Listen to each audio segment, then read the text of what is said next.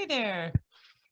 Hedieh, how are you? I am fantastic. How are you, old friend? Not that you're old, meaning you're just a friend I've had for a while. Oh, there's no reason to sugarcoat it. I am indeed old. I am. Hey, God bless you. God bless your handsome husband, Andy. I'm so excited to have you. I want to just, for those of you that don't know, we are going to record this. We're going to put it on multiple platforms. We're going to share it all over. But for those of you that do not know, my amazing friend, Hedieh, did I say that even close to being cool? Yeah, absolutely. And man, what a journey this young lady has been on, from her upbringing in Beverly Hills to God just bringing her through this incredible journey in the religion of Islam, and then suddenly ending up in Washington, D.C. as a rock star lawyer doing extraordinary things. And then coming out the other side of that as a born-again sister in Christ. Amen. With quite a testimony. So God bless you. I joined the A-team. Yeah. Woo. You did. So I have 7 topics that I want to talk to you about that I'm just so excited. But first and foremost, just tell us, how did this whole journey start? I know that you were kind of raised in Beverly Hills, but you got there after 1979. There was before that, some really cool stuff that got you and your family to America. Start there, because it's the all-American dream, and I just love hearing it. Thank you. So my father got a visa to come study. So to finish his education in the US. He finished medical school at Northwest in Illinois, and that was our first stop. And so we had to stay there for a little bit because he was on one of those visas where you have to work in a rural place or be of service. So he ended up at a career at the Veterans Administration. Oh my goodness. Yeah. And my dad was extremely patriotic to the United States. They came over by choice, which is very different than people who came after the revolution. Yep. And Iran, we didn't mention that. I don't know if people know that. So from Iran, and they came to live the American dream. So they wanted English spoken in the house. My dad wanted us to acclimate to the culture. He wanted us to get involved in politics, the whole 9 yards. So after his term was up in Illinois, they moved to California, but he stayed with the Veterans Administration. He loved working there. No kidding. He stayed the whole time, or just for a while? For like 11 years. Okay. Yeah, for a very long time. And he would commute. It was far from where we lived. So he would commute 2 nights a week and sleep over in the hospital and stay there and then come home. Just because he was really dedicated to staying there. He loved it there. Why do immigrants go the extra mile when Americans sit around, broke, busted, disgusted, fat, and lazy? Why? What are we missing? I mean, it's kind of, honestly, it's kind of why my pastor says, hang around new believers. It's so precious. When I've come to faith later in life in Christ, and it's a precious thing for me. I hold it. It's very sacred. The Bible's very sacred. Just my faith is extremely precious to me because it took me so long to get here. So I think it was a similar experience for him and for other immigrants that came here by choice. And I keep saying that because a lot of Muslims from Iran and from other countries, Pakistan, India, came from persecution from Africa. So when you ask them, they say, we were forced to come here. Afghans say that we were forced to come here. We don't want to be here. I was in school in Memphis, Tennessee, in the United States Navy in 1976, and half of my class was Iranian. They were taking them over here, and they were bringing them through the training for the military aircraft we were selling Iran at the time. Wow. And what years was it? Was it 75, 76? Okay, so it was our cooperation with the Shah, which was very robust. Yeah. And here's the thing. They were driving Mercedes, and they were like privates. So I don't know what they were paying them over there, but we were all like riding buses to Memphis, Tennessee with a sign that said "Dogs and sailors keep off the grass." And these guys were riding around in Mercedes. First Mercedes I ever saw were these private. Anyway, I never forgot that. Yeah. So now what? So I grew up basically a fast and furious lifestyle. My father became wealthy over time. He opened a private practice. He left the VA and opened a private practice and did well for himself. He was very well respected. And so in Beverly Hills, what do I say? We partied. I mean, you went to Beverly Hills High. I went to Beverly Hills High, and I had, we hung out at discos with my parents, my dad. They loved life. They had gambling at their home 2 nights a week, and they would rotate around to their friends' houses. And as I said, we went to these dinner clubs that were like discos. And after about 6 or 7 years of this life, I had this hunger, desire to know God, and it was overwhelming. And how old are you when that kind of starts hitting you? How old are you? What's going 19. on? 19. Headed to college? I'm in college. Okay. I'm at UCLA, and I've basically hit all the check marks that I was supposed to hit, and what, my parents and what I expected of myself. And I was just like, oh, I can't go to another bar. I can't buy another car. Like, it was just, there was nothing that was working to fulfill me. And I originally thought I'd go into Judaism because the person I was in love with, that I was dating, was Jewish. Of course he was. Why wouldn't he be? Yeah, everybody in Beverly Hills was at the time, other than us. We were like the Beverly Hillbillies. But his parents adamantly refused. So when that became null and void, my father was just like, hey, I think you should check out Islam. And all he recalls is the version of Islam they had practiced during the time of the Shah. Remember, we didn't live in the revolution. So my dad's like, yeah, we're part of this religion. It's kind of cool. It's part of our heritage. You should try that. Give it a shot, honey. You're looking. Literally, that's the way he put it. He wasn't forceful about it. He was secular. He didn't practice. He was agnostic. So he definitely believed in God, but didn't practice. And one thing led to another, and I ended up dating a Muslim boy, and he took me to his mosque. Well, that wasn't such a great experience. They were extremely anti-Semitic. It was absolutely intolerable. I wanted nothing to do with it. And funny enough, we ended up breaking up in the middle of that. And I came across the Sufis, which are a mystical branch of Islam. And the most important aspect of their belief was that they were in a knockout, drag out fight with the extremists.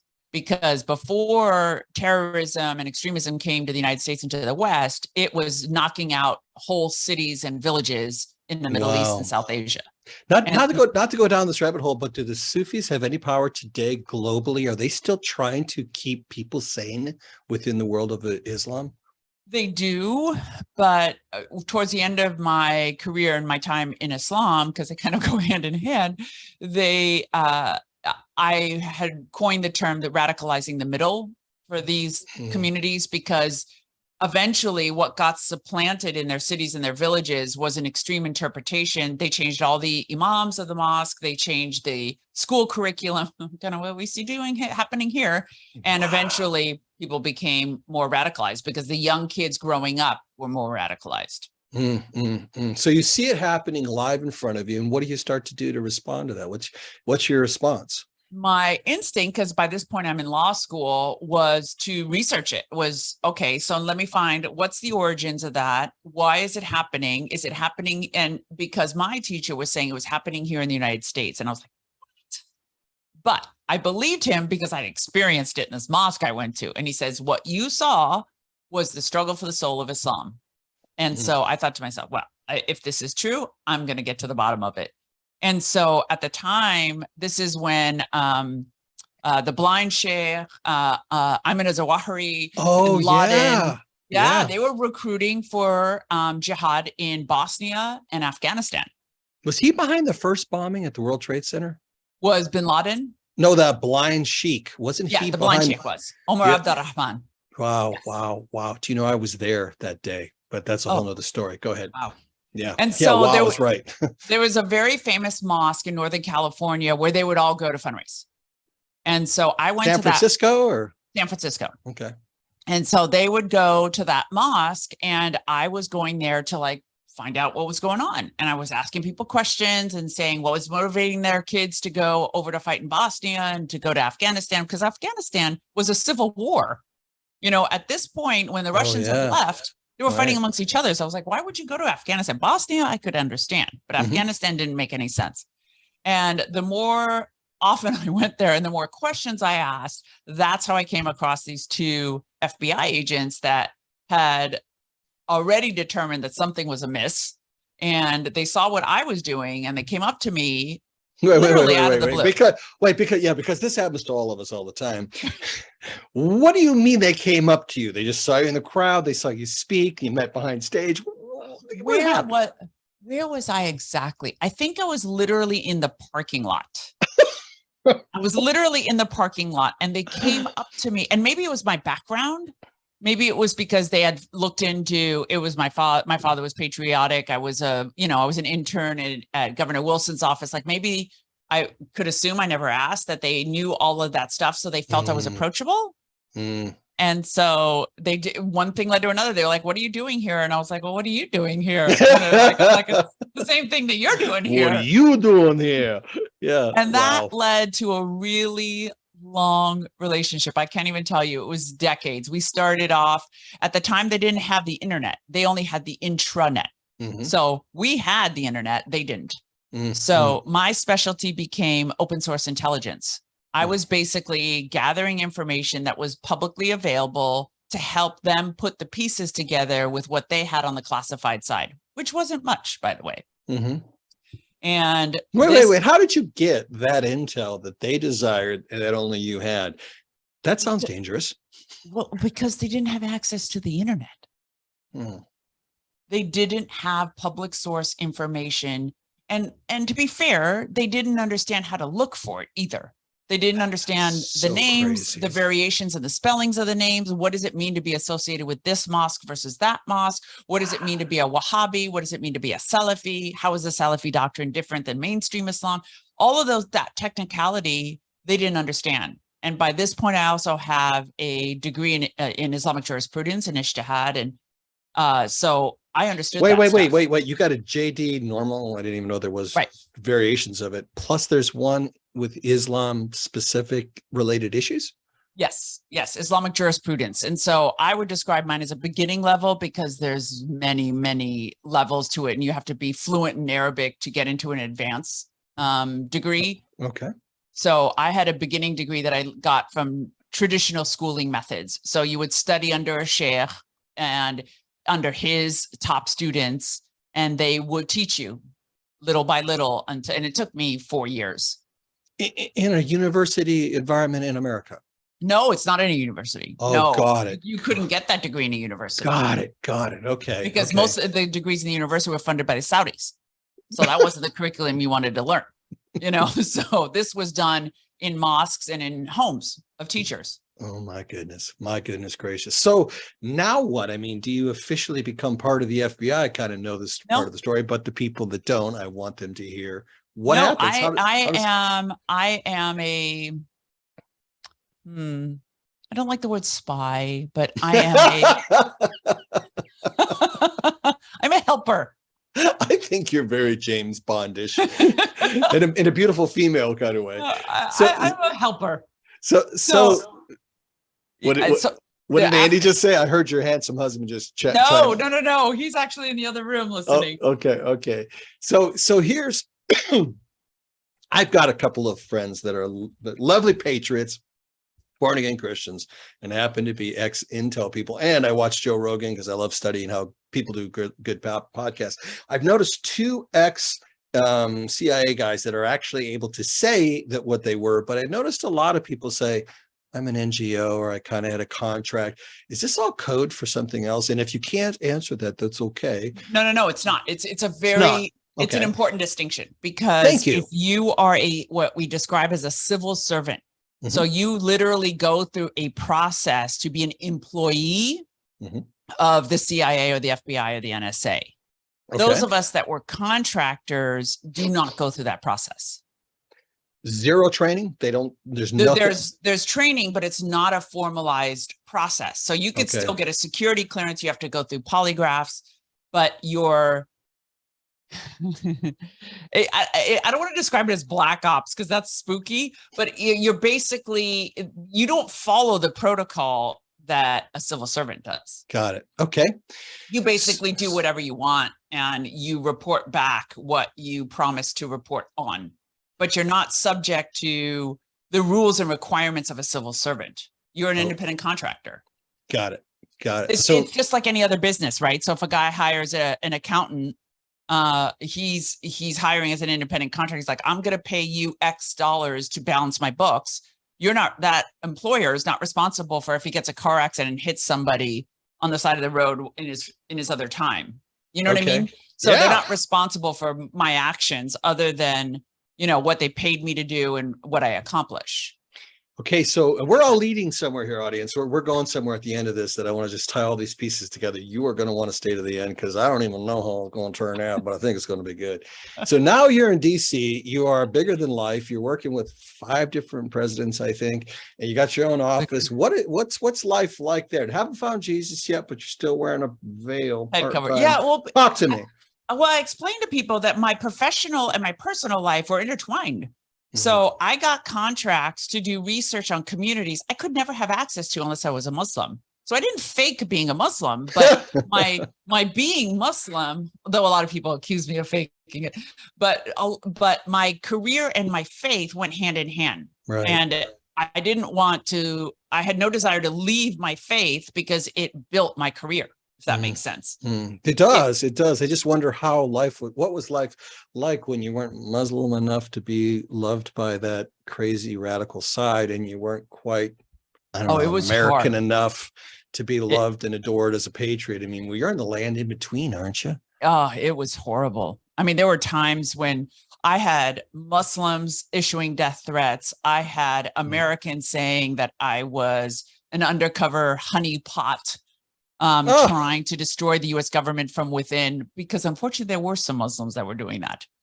So I was like, are you kidding me? I gave my life for this country, and the things that I did, I've risked my life. I've been shot at. I survived the tsunami, and I had to escape over a border in Lebanon. You've been in war zones several times. Several times. Yeah. Several times. I was in Afghanistan at our embassy in the middle of a war, in the middle of when we were resettling Afghanistan when things were still blowing up, but 13 Marines died before I arrived, the day before. Unbelievable. Are you in armor and carrying a weapon and all that kind of stuff? No. You never don't have any armor? I have no armor. Actually, I tell this story that when we were in Afghanistan and we're driving around in the Suburbans, that have an emblem of the United States on the side of them, and guys with guns are RSO agents with guns. And I said, you know what? I feel more in danger in this van than I do in that little Pinto that I could have been in that doesn't have your marking, because being with them was far more dangerous than the way I used to travel, when I was alone. Magnet. Yeah, exactly. You're a bullet magnet. Oh man. So you have this moment where you're in the land in between, and one day you just say, I don't want to wear this veil anymore. No. So I'm at headquarters. So I became a public services contractor. There's only 1,300 in the entire bureau at the time, where we are contractors placed inside the building. So remember that description I gave you for civil servants? I became this hybrid where I was a contractor inside the building of headquarters. So every day I would punch in and out like everybody else. And it was in that time, and I was traveling around the country to help build our terrorism prevention program. So I was training JTTFs across the country, Joint Terrorism Task Force. Right. People don't know the acronym. And I just got tired of wearing it. And I said, oh, this is so, I hated the rash judgments that people made and then had to undo after they got to know me. So I took the head cover off, and the religion unraveled. It was just, people were criticizing me and saying that God's going to send you to hell. And I was like, how can I worship a God that's going to send me to hell for a piece of fabric? Yeah. Despite all of my sincere, devout worship. And that's what I'm going to get punished for. And so many don't know that no matter how adherent you are to Islam's laws, you don't ever have the satisfaction of knowing you're crossing over and going into eternity with God. Never. What's that like in your heart every night? Because we need to love these people who don't know Christ, that are stuck in this dilemma. The most important message you can give a Muslim is, don't you want to know where you go when you die? Where do you think you're going when you die? And they'll tell you, well, I think I'm going to paradise. And say, but how do you know that? Isn't Allah going to judge you? So yeah, but he'll probably judge me as good. Why do you think he'll judge you as good? How do you know? How do you know if that the family member you didn't help, or the sins you committed as a young man, are not going to get you damned? You don't know. And so that's the most powerful message that Christ offers. It offers all of humanity, but to Muslims in particular, because I was extremely devout and God had put in my heart very early on that desire for salvation. In other words, I was constantly asking, am I saved? Am I going to heaven? And nobody could answer me. You know, when you first told me this, the first thing that came across my mind is God's a rewarder of those that diligently seek him. And I know that even as a little girl, you were trying to figure this out. As a young lady, you're trying to figure this out. You know what? You seek him. You draw near to God, he draws near unto you. That's a biblical promise. And you're the very proof of that. Thank you. Because go ahead. People tried to criticize me and say, oh, you just switched because it was convenient. And I was like, no. First of all, it was not convenient. Second of all, death threats usually aren't. Yeah, and it was literally when I finally met Christ, he had burned every bridge behind me. I had lost all of my family members except two, all of my community, everybody. My daughter lost an entire side of her family. So her father's side of the family disowned us like we were dead. They could have held a funeral for all I know. And so she's never communicated again with any of them, a couple maybe. But that was, I believe, to be the only way in which I could have come to Christ with an open heart and even be able to receive him. And so it was perfectly timed in his eternal grace. Do you ever still to this day get concerned about life-threatening kind of thing? I mean, just Salman Rushdie, I think, just got assassinated yesterday or the day before. And I'm like, what? That was from the 80s, by the way. I looked it up. I know, it's so old, right? Do they ever quit? Do these crazy people ever quit? What is the dude that hit him, got him, like 90? I mean, do they ever just quit with this insanity, or they just... It doesn't look like it. It doesn't look like it. And I don't worry about it, honestly. Good. Honestly, I don't. Early on, when the Lord was telling me to come out publicly, I fought it for 6 months. I told him, I'm sorry, I didn't. I didn't hear you. I'm not doing that. That sounds crazy. So I got water in your ear from the lake behind you.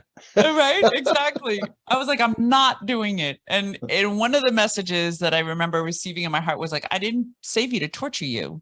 And I was like, right. Absolutely. Battle tested, combat ready. That's also what I heard. Oh, I love that. I've loved that ever since we met. I'm just so proud of what God is doing in your life since then. So now you become a Christian. What happens now? What's going on now? How do we?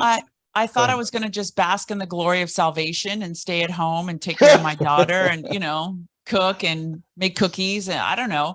And then, 6 months in, or about 6 to 7 months in, he gives me the inspiration to start the ministry. I really heard it very strongly. And I said, then we argued about it for 6 months, and it kept coming back and kept coming back and kept coming back. And I just went ahead and did it. And it was in creating the ministry that people were just constant. Are you sure you want to do this? This doesn't seem wise. And I was, it didn't matter wise or not wise. It was what God had purposed for me, and I was going to do it.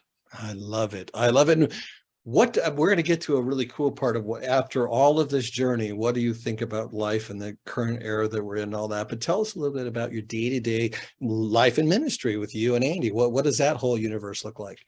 So in addition to the 5 kids under the age of 16, which is a great new role for me. I've actually never been a stay-at-home mom. It is, my husband sells a consulting business for expert witness testimony on the use of police canines and the use of force. And so I help him on the business side with that. And then we do the ministry. We do a podcast, the Living Fearless Devotional Podcast. I am a writer for the Christian Post, and he does the Andy Falco Show. And then I do Kalo TV spots for a Hawaiian TV channel. Oh, I love all the above. Are you affiliated with a church over there? In Hawaii? Yeah. I'm affiliated with Pastor Jack. Okay. So, who makes you a whole thing all over the world. Yes, I get texts and they're like, you call this person. And I'm like, I'm on it. Oh, man, I love it. Oh, I used to live in Hawaii. That's why I asked. And I know. I am now affiliated. I am official correspondent, faith and politics for Kalo TV. And I have to introduce you to somebody amazing over there, Tanisha Souza. She's a mover shaker, loves Jesus with all her heart, and she is dialed in, girl. So we're going to get you, nice. we're going to get you and Andy hooked up with her and her husband. Awesome. Okay. So all of this is leading to the questions I really want to ask. Okay. So when you look at this background, when you look at how you grew up, when you look at the walk with Islam, and then suddenly finding the truth of Christ, and then you're working with in and out of the different agencies and 5 different presidents, and you wake up and there is this quote unquote election. Let's talk first and foremost. What did you think of the election? I'm just gonna say it: legit or illegit? So here's the thing. Of course, I no longer have access to classified information, but I see when you live in DC and you work in DC at the levels I was blessed to do, you're a little cynical of the conspiracy theories. Yep. The way we describe it. You're just kind of like, you know what? That's not the way it works. Probably rightly so a lot of times. So yeah, sometimes I hear things and I'm like, that's just wrong, but because I still served at the FBI when Trump came into power, I saw things that I never thought in a million years were possible. And so, well, we as the FBI were not allowed, our program died as a result of him being elected. So we weren't allowed to do the normal things we were supposed to be doing as we were building the program. Everything was on ice. So was the CIA, by the way.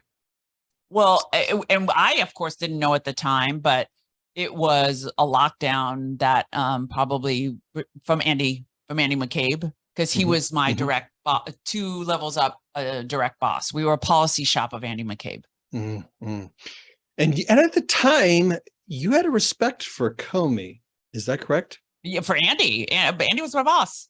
Andy, but Comey was his boss, right? Right. So what did the FBI, the rank and file, some of the leadership, did they look up to this guy, or did they think he was deep state troll? I don't know. No, we didn't have the expression deep state. Like I did not realize the whole deep state controversy until 1, what happened to me at the Bureau, and 2, I was friends with Sebastian Gorka. And so he lit up the forest in the last 72 hours. I got 3 questions to follow because I know you're good friends. I got questions to follow up because have you talked to him? By the way? I have not talked to him recently. I stay in touch with his wife, Katie. Yeah. And so Katie was going over to Department of Homeland Security when I was still at the FBI. And then I was working with Sheriff Clark, who, if you recall, was the Trump appointee to be the Assistant Secretary of Department of Homeland Security. And what they did to him,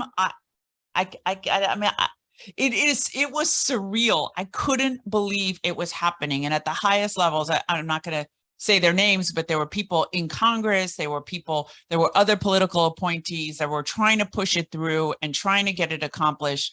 And it literally ended up a conversation between, I don't want to say who, but Sheriff had a conversation with somebody very, very important who said, okay, we're just going to let this go. And then that's how we moved to doing the work through his PAC. So we were officially he was officially a surrogate of the president. I was doing the business end of it for America First, the president's somewhat official PAC. Yeah, what's interesting is I've got a half dozen friends who were or even 1 or 2 still is DC operatives, and I don't know if it's confirmational bias. I don't know if it's just the environment and the people they were surrounded with, but their tune changed when they got away from it, and then reflected backwards on everything they had observed and some of the beliefs they had about those experiences versus how their perceptions are today. I mean, when I listen to Sebastian, and I have the last 72 hours, I don't know if you've been tracking him. Wow. So I guess my question is, do you, as a person that doesn't have any classified information, knowing what you know, do you think the voting was legitimate? Do you think he legitimately got elected, or do you think there's a high degree of probability that something happened there? Well, I watched Dinesh D'Souza's movie. Me too. And I trust the content of the movie. And so were very inappropriate, illegal things that happened? Yes. Did that amount to enough votes for him to win? I can't say. I don't know. I don't know if I have a strong enough, That's if I fair. have enough knowledge, but bad things happened for sure. Yeah. Yeah. For sure. I know that, did you watch the governor's primary race here with Joey Gilbert? No. And he's deep friends, very close friends, and the legal representation part of it for Simone Gold, who went to prison for 60 days for telling the truth on HCQ, amongst other things. Yes, I know she did a broadcast there. I know people who got swept into there, and I've heard firsthand some of their experiences. They didn't even know that they had guards. These are friends. This isn't stuff I heard. These are friends who told me firsthand. I was told, come on in. I was there for 4 or 5 minutes, and then they said, you're all going to have to leave. And we just turned around and walked out. We didn't even know any better. And I guess there's multiple doors there. You'd probably know better than I would. Tons. But yeah, but I know that she's serving for a nonviolent, I think it's a misdemeanor. I wrote about her. I wrote about it this week. I'm devastated. Yeah. Joey Gilbert was there at the gate. Joey Gilbert hired somebody who's running for governor in the primaries here. He was winning. They were literally watching Hedieh in real time, 10,000 vote plus, just get swiped right over to Lombardo, which was just surreal. They got it all tracked and bringing it to court in the next couple of weeks. Oh, you mean now? So it just happened recently in this. Oh, in the primary in Nevada, completely, totally rigged, and Joey Gilbert can prove it. So my whole question is, geez, if it's still happening, almost 2 years later, if it's happening here, it's likely, and it's true, it's probably going to happen. It's probably still happening everywhere. So when I see Sebastian just commenting on all this, what the heck? The former president of the United States gets raided by the FBI. What went through your heart? What went through your mind? What given your background, given where you're at, given you don't know anything classified, what's your personal opinion? It's actually heartbreaking and surreal for me because, and it started, my trauma over this started with the parents, with what was coming out about the parents being domestic terrorists.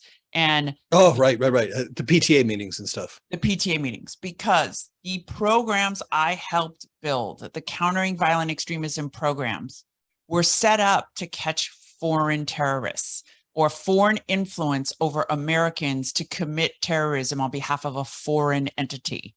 And so when that started to change to people who use misinformation or who spread disinformation, like the definition of a violent extremist started to change, I knew we were in trouble. Yeah. Because that means the entire Homeland Security apparatus that was built will now be turned against American citizens. And it's just so see, upsetting. that's a sentence right there that we gotta dig down a little bit here. Do you know who Joseph Bondarenko is? No. Joseph Bondarenko is the Billy Graham of Ukraine and Russia. He's 86 years old. And when he was going through the military academy in Russia, he was one of the top graduates. I'm going to get you an autographed copy of his book. You got to read it. In fact, I've already got it. I'm sending it to you. And Joseph lives right up the street from you in Santa Barbara, kind of, sort of up the street from you. And so he's 86 years old, doesn't speak English. He's the last living out of 10 siblings, but he's the #1 graduate at the Russian Academy. Now he's graduating with honors, and they bring him up and they say, tomorrow's your big graduation day. This is like 40 years ago. And they say, you're on track for leadership in the Communist Party. The only problem is you're Christian. So you're going to have to deny Christ or start your prison sentence like tomorrow. So you get to choose leadership or become a fast tracking general, or you're going to the military. And he stood up in front of everybody the next day and said, I will not deny Christ, no matter what the consequences. And I got to hang out. I was privileged to hang out with them and help do some cool stuff with their ministries. And I'm now sitting in their compound, which is what it is. It's got 3 houses. It's got 3 generations. It's got Joseph. It's got 4 or 5 kids, kind of our age. It's got grandkids. And I mean, they all glow in the dark, Jesus. And they said something so profound to me. One of the most profound things I've ever heard said. They said, we were tested through persecution, and we meaning the Christians around them, all passed the test. We as Americans were tested with prosperity. We failed miserably. So true. And I went, wow, that's exactly what happened. The collective weight of this sin that we have materialism and all the stuff that came with it. It has destroyed our journeys with God or our hope for God. So when I said to them, this is the kind of the follow-up to what you just said, I said, so with your eyes, with all that you've seen, and they're citizens of both Ukraine and Russia, they're in and out of there. They're with some of your friends, Charlie Kirk's going over there. Nick V with no arms, he's going over there. Right. They're all best friends.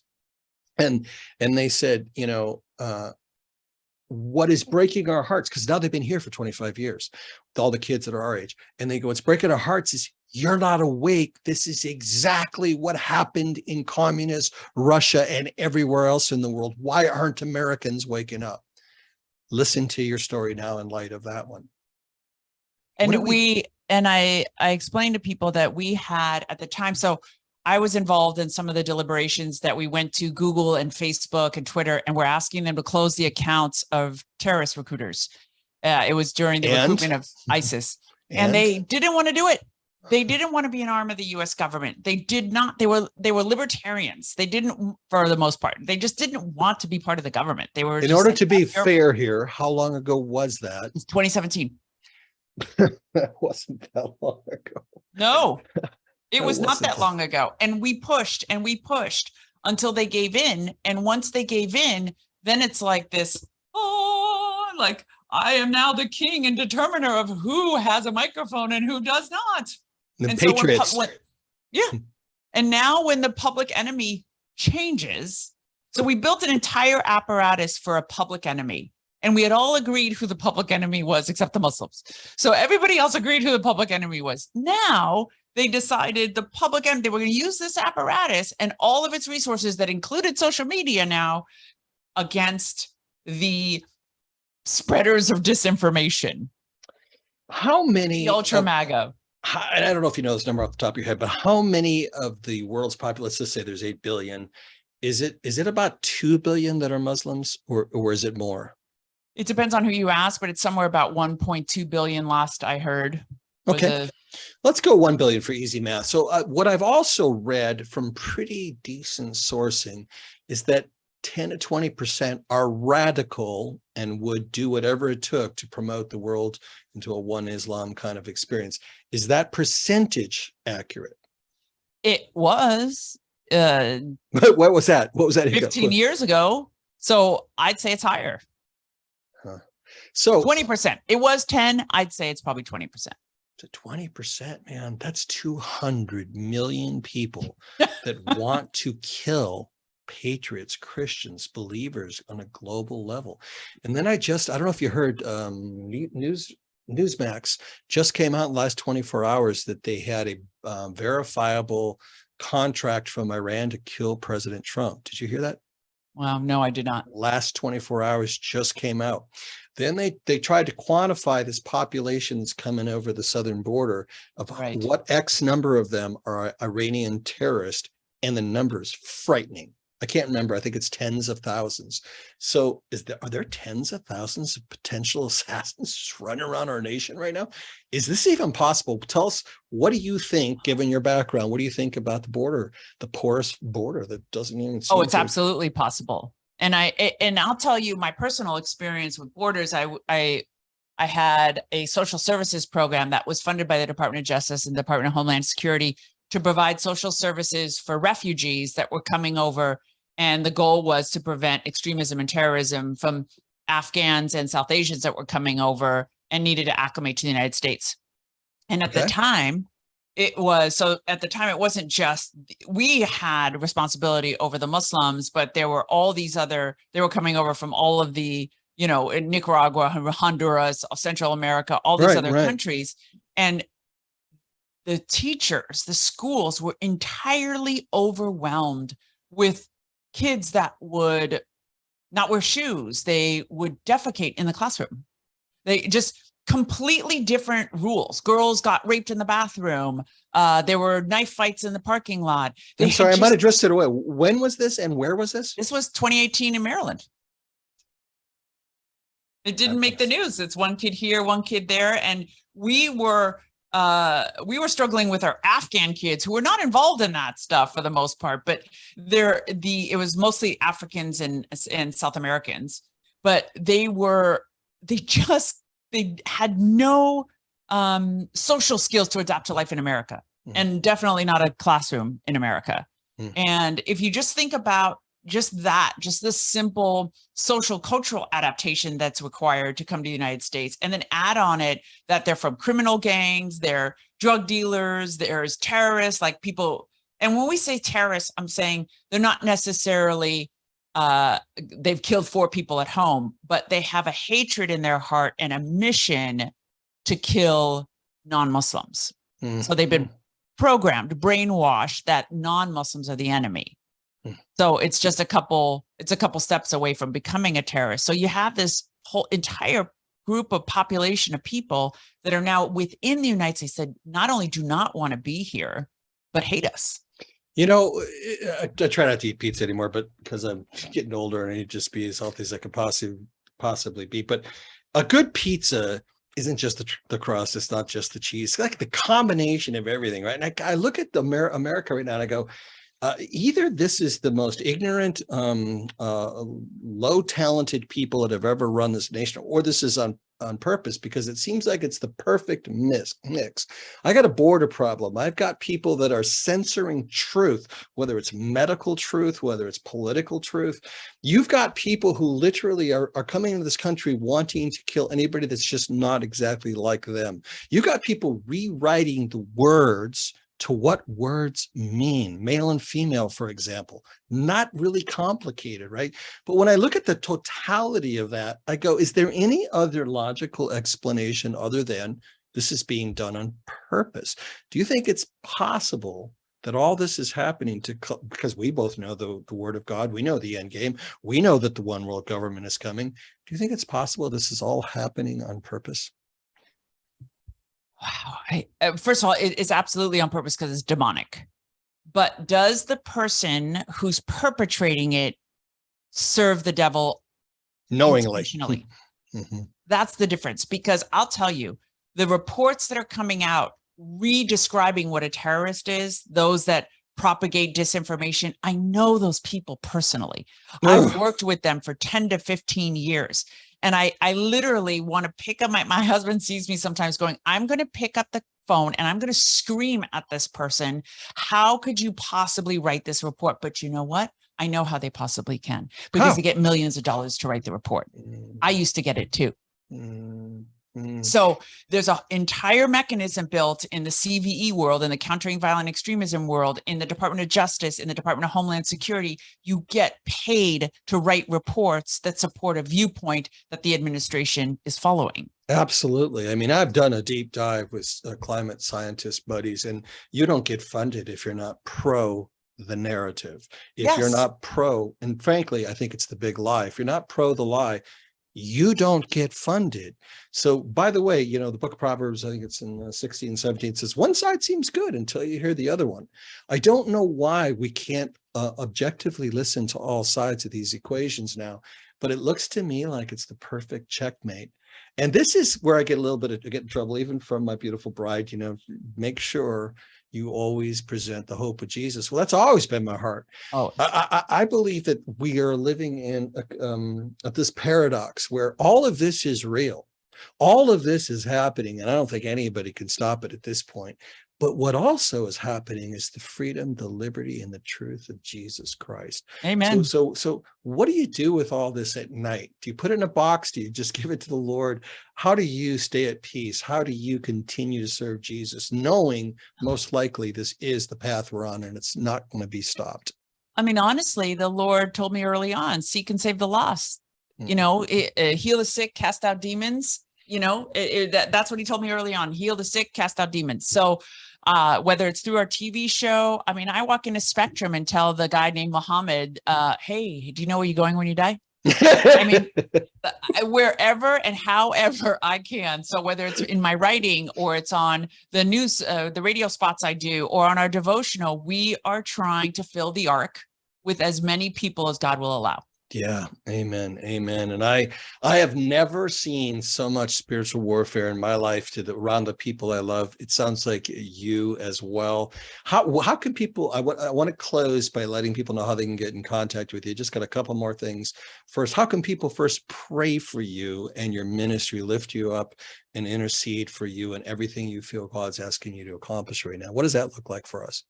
So the most important prayer is that I fulfill the purpose that God has given me. So whatever soul I am supposed to touch and inspire, that they cross my path, that I am faithful to that mission, that I don't grow weary, and that I just stay healthy and on track. That's the most important thing, because I could be distracted, and at times I find myself meandering into the bushes, and I'm like, whoa, get back, come back. Yeah, boy, I know that one. Right. And so that's my fervent prayer, is that I just fulfill the purpose that God has set before me, and that all the prayer to that respect is absolutely welcome. Go ahead.